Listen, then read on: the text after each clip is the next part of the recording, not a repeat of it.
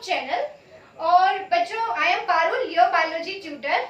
आज हम जो अपनी वीडियो में कवर करेंगे वो टॉपिक है स्ट्रक्चर ऑफ डीएनए।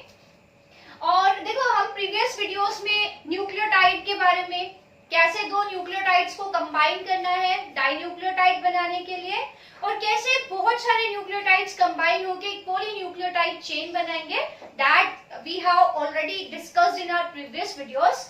आज की वीडियो में उस प्रीवियस नॉलेज के बेसिस पे हम डीएनए के स्ट्रक्चर को पढ़ेंगे। तो देखो, इसके पहले कि डीएनए का स्ट्रक्चर पढ़े, बताती हूँ कि किसने डीएनए के स्ट्रक्चर को दिया, कौन साइंटिस्ट थे, नाम क्या था। देखो, जब वो साइंटिस्ट को पता चला था कि DNA is the genetic material, तो उस टाइम के एमिनेंट साइंटिस्ट के बीच में एक रेस शुरू हो गई डीएनए के स्ट्रक्चर को एक्सप्लेन करने के लिए कि थ्री डायमेंशनल स्ट्रक्चर कैसा होता है, डीएनए का कंपोजिशन क्या होती है, ये सब पता लगाने के लिए साइंटिस्ट के बीच में एक रेस स्टार्ट हो गई थी। लेकिन जो सक्सेसफुल रहे इस काम में, डीएनए के स्ट्रक्चर को एक्सप्लेन करने में, वो दो साइंटिस्ट रहे। एक का नाम है जेम्स वाटसन और दूसरे का नाम है फ्रांसिस क्रिक। तो जो मॉडल हम पढ़ते हैं डीएनए के स्ट्रक्चर के बारे में, it was given by two scientist, one is James Watson और दूसरे कौन है, फ्रांसिस क्रिक। इन्होंने डीएनए के स्ट्रक्चर को एक्सप्लेन किया था इन 1953।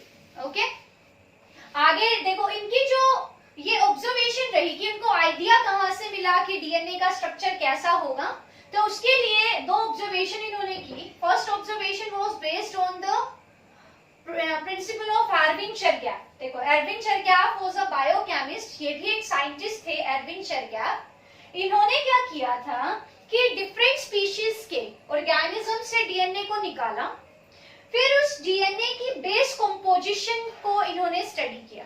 मैंने को बताया था कि DNA is made of nucleotides, और एक न्यूक्लियोटाइड के अंदर there is a nitrogenous base. तो डीएनए के अंदर ऐसे बहुत सारे न्यूक्लियोटाइड्स होते हैं, तो उन न्यूक्लियोटाइड्स में नाइट्रोजनस बेस प्रेजेंट होंगे। अब वो नाइट्रोजनस बेस का कंपोजिशन क्या है, कितनी परसेंट में कौन सा नाइट्रोजनस बेस है, किसकी क्वांटिटी क्या है, तो ये एरविन चरगैफ ने स्टडी किया। तो इन्होंने क्या किया, इन्होंने क्या किया, ही ऑब्जर्व्ड बेस कंपोजिशन। बेस, यहाँ पे कौन से बेसिस की मैं बात कर रही हूँ, नाइट्रोजनस बेसिस की। So he observed base composition of DNA from different species. Different अलग अलग स्पीशीज के ऑर्गेनिज्म से उन्होंने डीएनए को निकाला और डीएनए की बेस की कंपोजिशन को इन्होंने चेक किया। तो इन्होंने क्या देखा, ऑब्जर्वेशन में क्या पाया कि जैसे मान लो सपोज एक ऑर्गेनिज्म स्पीशीज एक का है, सपोज अ ह्यूमन बीइंग है, और दूसरा ऑर्गेनिज्म कोई दूसरा एनिमल है, लाइक अ डॉग। तीसरा मान लो एक तीसरा कोई भी ऑर्गेनिज्म है, जैसे कोई पी प्लांट है सपोज। सो ये एक अलग स्पीशीज का ऑर्गेनिज्म है, बी कोई दूसरी स्पीशीज का ऑर्गेनिज्म है, सी किसी तीसरे स्पीशीज का ऑर्गेनिज्म है। इन सबके डीएनए की बेस कंपोजिशन के बारे में एरविन चरगैफ ने देखा। तो देखा कि इसमें जो बेस कंपोजिशन है, मींस जो अमाउंट ऑफ नाइट्रोजनस बेस है वो अलग है, इसका अलग है और इसका अलग है। सो बेस कंपोजिशन, इसका मतलब अमाउंट ऑफ बेसिस, कितनी परसेंटेज कौन से नाइट्रोजनस बेस की है डीएनए में, वो सब अलग अलग ऑर्गेनिजम्स में, अलग अलग डिफरेंट स्पीशीज के ऑर्गेनिजम्स में वो अलग अलग होता है। ठीक है, तो बेस कंपोजिशन इन्होंने ऑब्जर्व किया एरविन चरगैफ ने। इन्होंने क्या देखा कि डिफरेंट ऑर्गेनिजम्स, यहाँ ऑर्गेनिज्म किसकी बात कर रही हूँ, जो अलग अलग स्पीशीज से बिलोंग कर रहे हैं, हैव डिफरेंट बेस कंपोजिशन। मतलब अलग अलग स्पीशीज में जो नाइट्रोजनस बेस है उनकी परसेंटेज वगैरह सब अलग अलग होती है। क्लियर।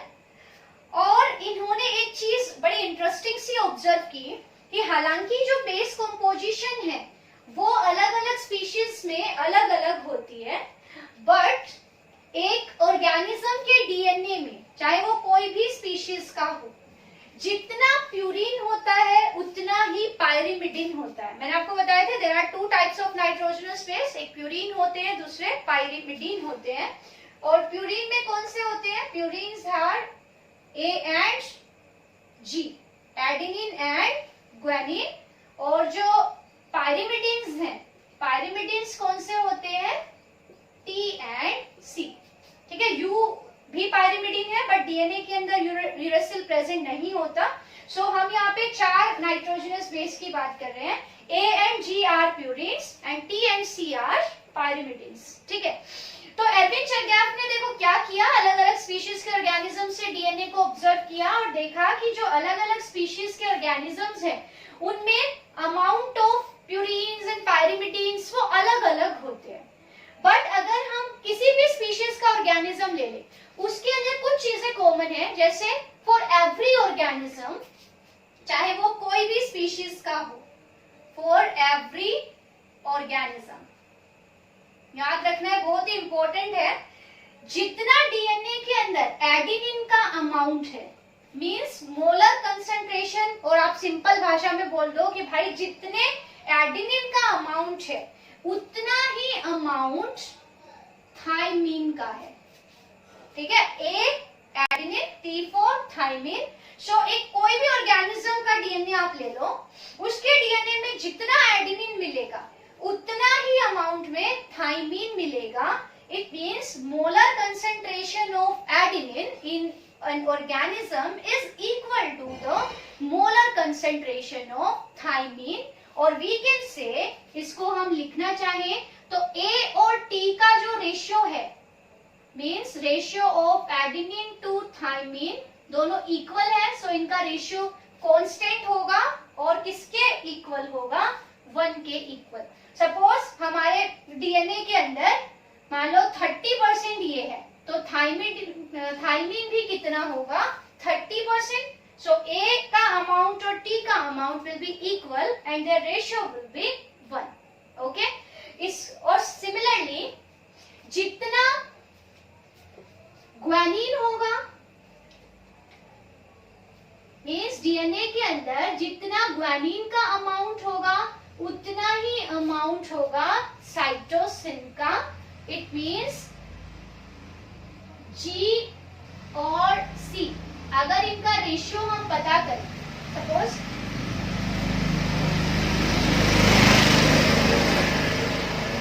ये 30% है, ये 30% है, 60% तो यही हो गए, तो 40% ये बचे, 40 में से 20 ये होगा, 20 ये होगा। सो इनका अगर हम मोलर अमाउंट का रेशियो निकाले तो वो भी कांस्टेंट होगा और वो भी किसके इक्वल होगा, 1 के इक्वल। ये है चरगैफ्स रूल, इसको हम कहते हैं Chargaff's rule. So we can say कि जितना एडेनिन का अमाउंट होगा उतना ही थायमीन का अमाउंट होगा और इनका रेशियो 1 होगा। सिमिलरली जितना अमाउंट ग्वानिन का होगा उतना ही अमाउंट साइटोसिन का होगा and their ratio will be always 1।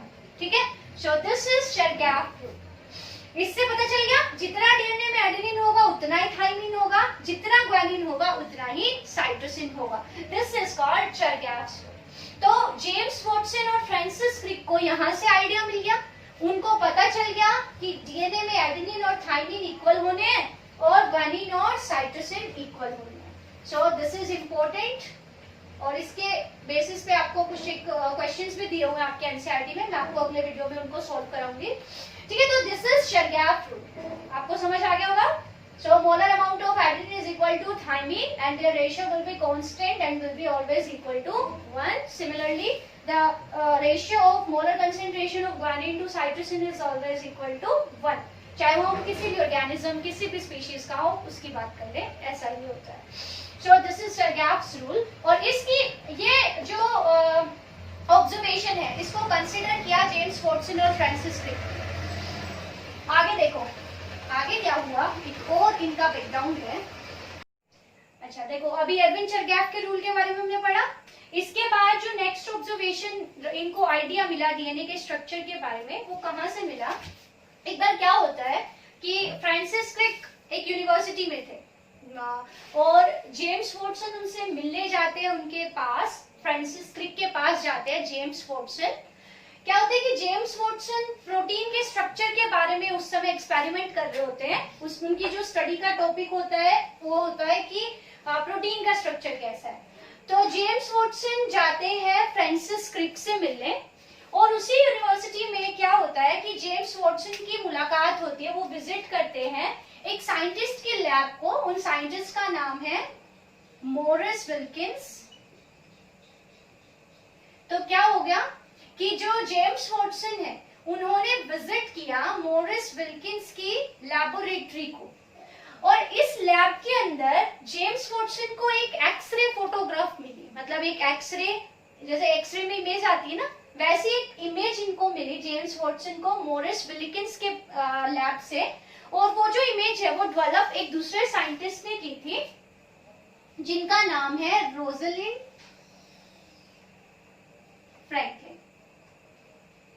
सो यहाँ पे हम दो दूसरे साइंटिस्ट का जिक्र कर रहे हैं। देखो, एक तो है मॉरिस विल्किंस, स्पेलिंग देख लेना आप लोग, मॉरिस विल्किंस, और दूसरे हैं Rosalind Franklin.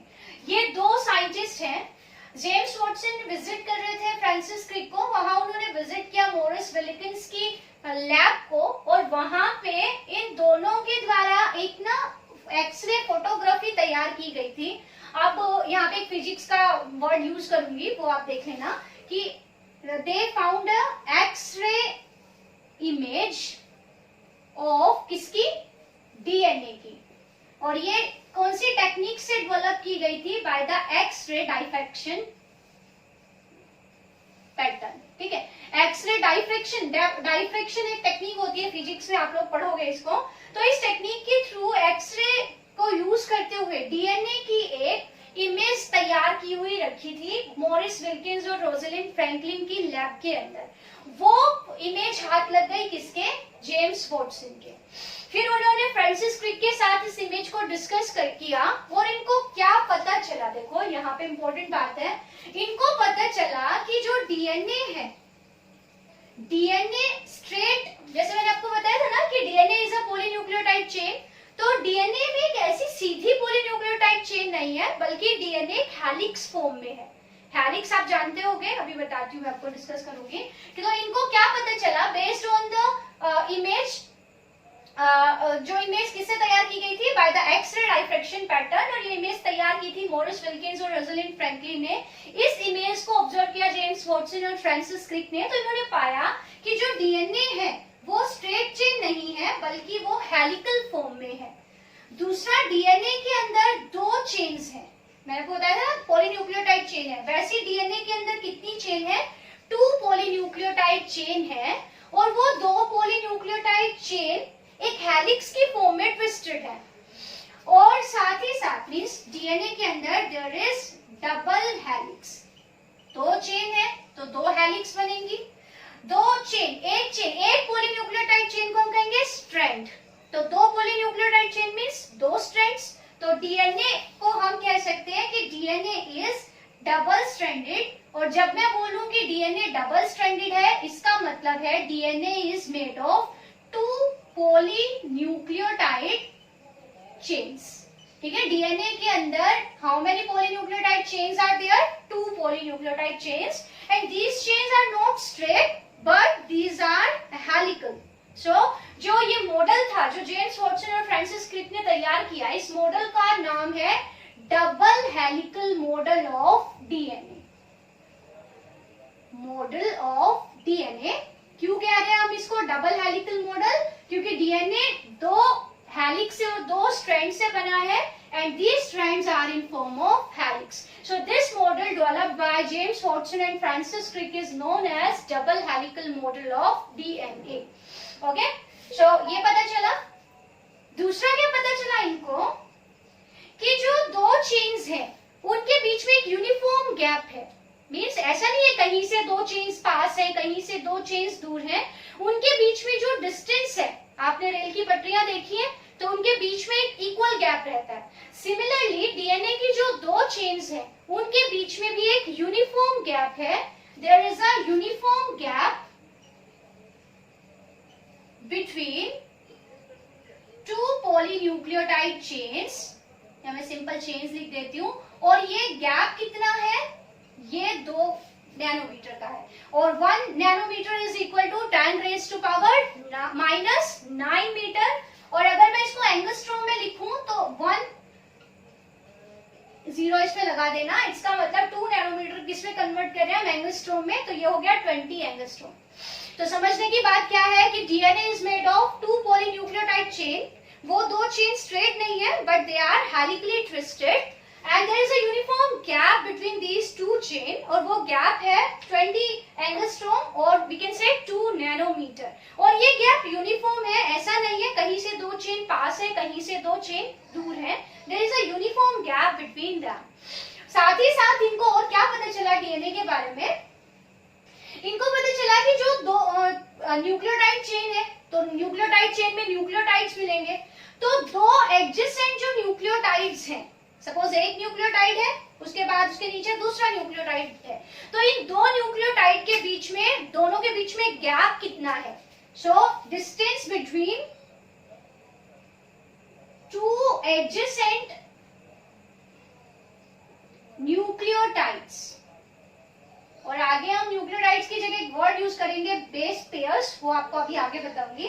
So distance between two adjacent nucleotide, जैसे एक यहाँ पे ये एक आपका न्यूक्लियोटाइड है, ठीक है, यहाँ पे दूसरा न्यूक्लियोटाइड है, तो इन दोनों के बीच में there is a gap of 0.34 nanometre और वी कैन से 3.4 एंगस्ट्रॉम, ठीक है।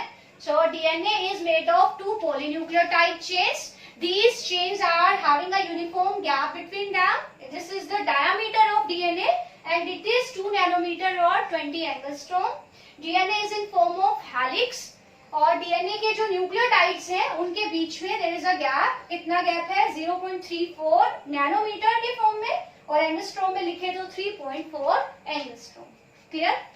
अब जैसे हमने तो एक पॉलीन्यूक्लियोटाइड चेन बनाई थी, अब मैं आपको बना के दिखाऊंगी दो पॉलीन्यूक्लियोटाइड चेन, तो वो आप ध्यान से समझना.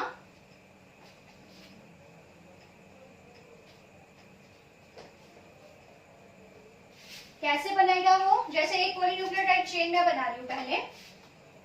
हाँ, ये बन गई ऐसे, ये एक न्यूक्लियोटाइड, ये दूसरा न्यूक्लियोटाइड, ये तीसरा, दिस इज फोर्थ. So, इस तरह से there are so many nucleotides. ठीक है, अब यहाँ पे this is first कार्बन पे मैं सपोज यहाँ पे कोई भी नाइट्रोजनस बेस ऐड कर दूं. सपोज मैंने यहाँ पे ऐड कर दिया है A. ठीक है, सिमिलरली मैं यहाँ पे दूसरा कोई भी नाइट्रोजनस बेस ऐड कर दूं. सपोज मैंने ऐड कर दिया C, यहाँ पे मैंने G और यहाँ पे मैंने T ऐड कर दिया. कौन से कार्बन पे? फर्स्ट कार्बन पे of the sugar and with the help of the non glycosidic bond. अच्छा, फिफ्थ कार्बन पे 1 2 3 4 और यहाँ पे CH2 और P, ये फॉस्फेट ग्रुप हो गया. सिमिलरली इसके फिफ्थ कार्बन CH2 और उसके साथ मैंने लगा दिया फॉस्फेट ग्रुप. इसके फिफ्थ कार्बन का फॉस्फेट ग्रुप इसके थर्ड कार्बन के साथ अटैच है. सिमिलरली CH2 P और ये इसके साथ अटैच है. मैंने आपको सिखाया था ये, तो आप अगर आपको अभी ध्यान में नहीं है तो आप प्रीवियस वीडियो देख लो. और लास्ट वाले पे OH. ये एक पॉलीन्यूक्लियोटाइड चेन है, इसके यहाँ फिफ्थ कार्बन पे फॉस्फेट ग्रुप फ्री है. So this end of the chain is 5 prime and the last वाला जो न्यूक्लियोटाइड है उसके थर्ड कार्बन का OH फ्री है. This is 3 prime end of this polynucleotide chain. अब ये तो एक पॉलीन्यूक्लियोटाइड चेन हो गई. अब मैं दूसरी पॉलीन्यूक्लियोटाइड चेन बना रही हूँ, उसको इसका ऑपोजिट बनाना है, क्योंकि जो डीएनए के अंदर दो पॉलीन्यूक्लियोटाइड चेन्स हैं, दीज आर एंटी पैरेलल. मतलब होती तो पैरेलल है बट एंटी पैरेलल है. जैसे ये चेन 5 प्राइम से कौन सी प्राइम में चल रही है? 3 प्राइम में. इधर इसका 5 प्राइम एंड है और उधर इसका 3 प्राइम एंड है. सो हम कहेंगे this chain has polarity of 5 to 3. इधर 5 है और इधर 3 है. जो दूसरी चेन होगी वो इसकी उल्टी होगी, मींस इधर उसका 3 प्राइम एंड पड़ना चाहिए और इधर उसका 5 प्राइम एंड पड़ना चाहिए. सो अगर एक चेन 5 प्राइम डायरेक्शन से 3 में है, 5 to 3, तो दूसरी होगी इस तरह से. ठीक है, एक का जिधर 5 प्राइम एंड है दूसरे का उधर 3 प्राइम एंड है and vice versa. So this is called anti-parallel rule. तो डीएनए में जो दो चेन्स हैं, these are anti-parallel to each other. तो दूसरी चेन को हम बनाएंगे तो उल्टा बनाएंगे. कैसे? आपको इधर इसका ऐसे, ठीक है, ये यहाँ से इसका first carbon, second, third, fourth और यहाँ पे क्या हो जाएगा फिफ्थ कार्बन और उसके साथ फॉस्फेट ग्रुप अटैच है. यहाँ पे इसका, यहाँ ए इसको इधर बना देते इधर ए है, तो देखो मैंने आपको बताया था कि एल्विन शेरगैफ के प्रिंसिपल के अकॉर्डिंग ए का अमाउंट टी के इक्वल होगा एंड जी का अमाउंट सी के इक्वल होगा और दोनों चेन्स के बीच में एक यूनिफॉर्म गैप होगा। तो ये बात क्या यहाँ पे रिप्रेजेंट कर रही है कि कहीं ना कहीं ए का और टी का लिंक है और सी और जी का लिंक है। क्योंकि देखो अगर यहाँ पे ए होता और यहाँ पे भी मैं ए लगा दूं, ए एक प्यूरिन है और प्यूरिन के अंदर आपको मैंने बताया था कि ऐसे दो चेन्स होती हैं, दो साइकिल्स होते हैं। सो इधर एक प्यूरिन है, ठीक है, ये प्यूरिन है, इसका स्ट्रक्चर ये है एडेनिन, और अगर दूसरी साइड पे भी प्यूरिन होता यहाँ पे भी, तो देखो दो प्यूरिन, इनका तो डिस्टेंस ज्यादा हो गया, ठीक है, या फिर इधर एक प्यूरिन होता और यहाँ पे एक पायरिमिडिन होता तो इनका गैप अलग होता। अगर इधर भी एक पायरिमिडिन होता और इधर भी एक पायरिमिडिन होता तो इनका गैप और भी कम होता, लेकिन यूनिफॉर्म गैप है तो और ए और टी का अमाउंट इक्वल है, तो इससे ये पता चलता है कि प्यूरिन और पायरिमिडिन के बीच में कोई कनेक्शन है। अगर एक चेन में इधर ऐसे प्यूरिन है और दूसरी में इधर पायरिमिडिन है तो यहाँ पे एक गैप होगा। इसी तरह अगर इधर प्यूरिन है और तो इधर क्या होना चाहिए, पायरिमिडिन, तो ये गैप यूनिफॉर्म रहेगा। मतलब एक चेन में अगर इस साइड पायरिमिडिन है तो दूसरी में इधर प्यूरिन होना चाहिए, इधर प्यूरिन है तो उधर पायरिमिडिन होना चाहिए, तभी ये दोनों चेन के बीच में यूनिफॉर्म गैप मिल सकता है। सो ए है, ए के ऑपोजिट हमेशा आएगा टी। याद रखना, ए का जो बॉन्ड बनेगा, अगर एक चेन में ए है तो दूसरी चेन में फर्स्ट कार्बन पे आपको टी मिलेगा, ठीक है। इसी तरह से यहाँ पे भी एक दूसरा न्यूक्लियोटाइड है, ये इसका first carbon, second, third, fourth, और यहाँ पे आपको क्या मिलेगा,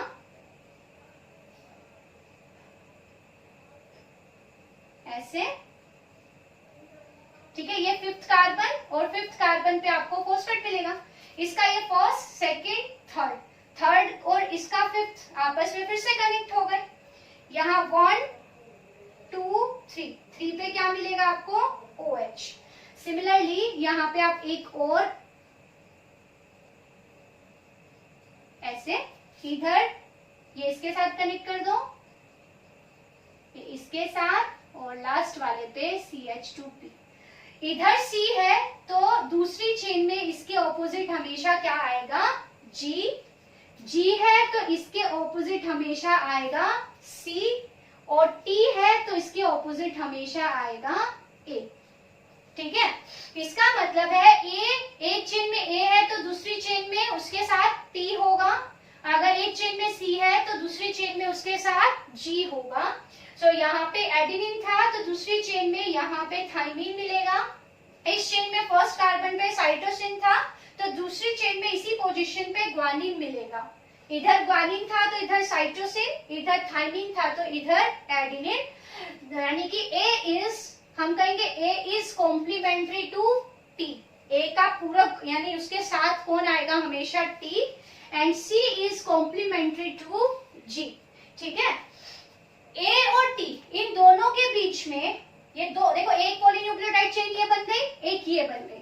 अब इन दो चेन्स को भी कनेक्ट करना है तो दो पॉलीन्यूक्लियोटाइड चेन आपस में कनेक्ट होती है बाय द हाइड्रोजन बॉन्ड्स, और A और T के बीच में दो हाइड्रोजन बॉन्ड्स बनेंगे, 1 2।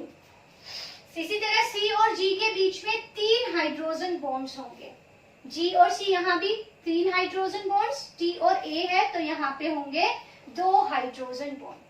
तो याद रखना कि 2 polynucleotide chains are connected to each other with the help of hydrogen bonds, and these hydrogen bonds are formed between the nitrogenous bases of adjacent chains. एक चेन में A है, दूसरे में T होगा, इनके बीच में there will be 2 hydrogen bonds, and अगर एक चेन में C है तो उसके दूसरी चेन में G होगा, and there will be 3 hydrogen bonds between them. So 2 polynucleotide chains are connected to each other by hydrogen bonds. Okay? ये आपको ध्यान में रखना है। अब देखो अगर पोलैरिटी की बात करें तो इसका फिफ्थ कार्बन पे जो फॉस्फेट था यहाँ पे बॉन्ड बनाने में एंगेज हो गया, लेकिन इसका थर्ड कार्बन वाला OH फ्री है, so this and will be 3 prime and last वाले में 1 2 3 4 5 फिफ्थ कार्बन का जो फॉस्फेट है ये फ्री है, so this and will be 5 prime and. So one chain is having polarity 5 to 3 and other is anti-parallel, so it is having polarity 3 to 5. ठीक है, so ये इतना क्लियर हुआ. तो हम कहेंगे A is complementary to T and there will be 2 hydrogen bonds between them. Similarly, G is complementary to C and there will be 3 hydrogen bonds between them. Okay? और यहाँ पे जो ये diameter है, means दोनों के बीच में gap है, it is 20 एंगस्ट्रॉम और हम कह सकते हैं 2 नैनोमीटर. अब देखो ये दोनों मिल गए, एक नाइट्रोजनस बेस ये और दूसरा ये दोनों मिलके पेयर बनाएंगे. So this is one base pair. One base pair is made of 2 nucleotide. एक न्यूक्लियोटाइड ये है, दूसरा न्यूक्लियोटाइड ये है. इनके नाइट्रोजनस बेस आपस में हाइड्रोजन बॉन्ड के थ्रू कनेक्टेड हो गए. सो A और T मिलके एक बेस पेयर बनाएंगे, इसको हम कहेंगे बेस पेयर. अलग अलग तो ये बेस थे और मिलके बन गए बेस पेयर. इसी तरह C और G मिलके एक बेस पेयर बना देंगे. ठीक है, तो मैंने आपको बताया कि न्यूक्लियोटाइड्स के या फिर बेस पेयर्स के बीच में जो गैप होगा, दिस गैप, ठीक है, एक न्यूक्लियोटाइड का पेयर यहाँ बन गया, एक यहाँ बन गया, तो इनके बीच में गैप कितना बताया मैंने, 3.4 एंगस्ट्रॉम और वी कैन से 0.34 नैनोमीटर. ठीक है, इन दोनों के बीच में भी कितना होगा, 3.4 एंगस्ट्रॉम. यहाँ इनके बीच में भी कितना होगा, 3.4 एंगस्ट्रॉम. ठीक है, so this is a polynucleotide chain, this is another polynucleotide chain. These two chains are connected to each other by the help of hydrogen bonds. ठीक है, so this is the structure of DNA. अभी हमने सिर्फ polynucleotide chain बनाई है, अभी हमें पढ़ना है कि कैसे ये chains ट्विस्ट होती है. तो वो मैं आपको बताती हूँ. देखो, आप इसको ध्यान से समझना. ये जो हाथ में मेरे रिबन है, इस रिबन में मैंने यहाँ पे दो इस साइड पे और इस साइड पे 2 पैरेलल लाइंस लगाई है ब्लैक कलर से. ये एक पॉलीन्यूक्लियोटाइड चेन है, ये दूसरी पॉलीन्यूक्लियोटाइड चेन है. बीच में मैंने जो रेड मार्क लगाए हैं यहाँ पे, ये वाले ये है, मीन्स ये यहाँ पे A है, सपोज यहाँ पे T होगा, अगर इस एंड पे C है तो इधर G होगा. ये आपस में ये जो रेड मार्क्स है ये हाइड्रोजन बॉन्ड को रिप्रेजेंट कर रहे हैं. So this is a polynucleotide chain, ये दूसरी पॉलीन्यूक्लियोटाइड चेन है. अब ये कैसे ट्विस्ट होंगी, तो आपने ऐसे जो गोल वाली सीढ़ियां होती है वो देखी होंगी, तो वो कैसे ट्विस्ट होती है, ऐसे. आई थिंक आपको दिख रहा होगा, इस तरह से, है ना. सो डीएनए का स्ट्रक्चर भी ऐसा ही होता है. जो 2 पॉलीन्यूक्लियोटाइड चेन है वो एक दूसरे के ऊपर गुथी हुई नहीं होती है, बल्कि जैसे एक राउंड सीढ़ियां होती है जिसमें 2 तो रेलिंग्स होती है जो आप पकड़ के चढ़ते हो सीढ़ियां, और जो स्टेप्स होते हैं, रंग्स, ये देखो, ये तो रेलिंग्स हो गई और ये जो स्टेप्स है वो हो गए. तो ये जो स्टेप्स है, देखो, ये अंदर की साइड है बेस पेयर और न्यूक्लियोटाइड चेन जो है वो बाहर की साइड है. So these are polynucleotide chain और अंदर की तरफ ये बेसिस है, बेस पेयर है, और ये 2 चेन एक राउंड सीढ़ी जैसे होती है, ऐसे, उस तरह से ये ऐसे ट्विस्ट हो गए, इस तरह से. सो 2 polynucleotide chains are folded or these are twisted around a axis और ये इस तरह का स्ट्रक्चर बनाएगी. अब ये डिटेल में आपको नेक्स्ट वीडियो में कवर करूंगी. तब तक के आप 2 पॉलीन्यूक्लियोटाइड चेन्स कैसे कंबाइन होती है, एर्विन चरगैफ और जो मॉरिस विल्किंस और जो फ्रैंकलिन वाला आइडिया है उसको आप फोकस कीजिए, उस पर लर्न कीजिए. तो नेक्स्ट वीडियो में हम डीएनए के स्ट्रक्चर को कंप्लीट करेंगे. Till then have a nice day. Thank you so much.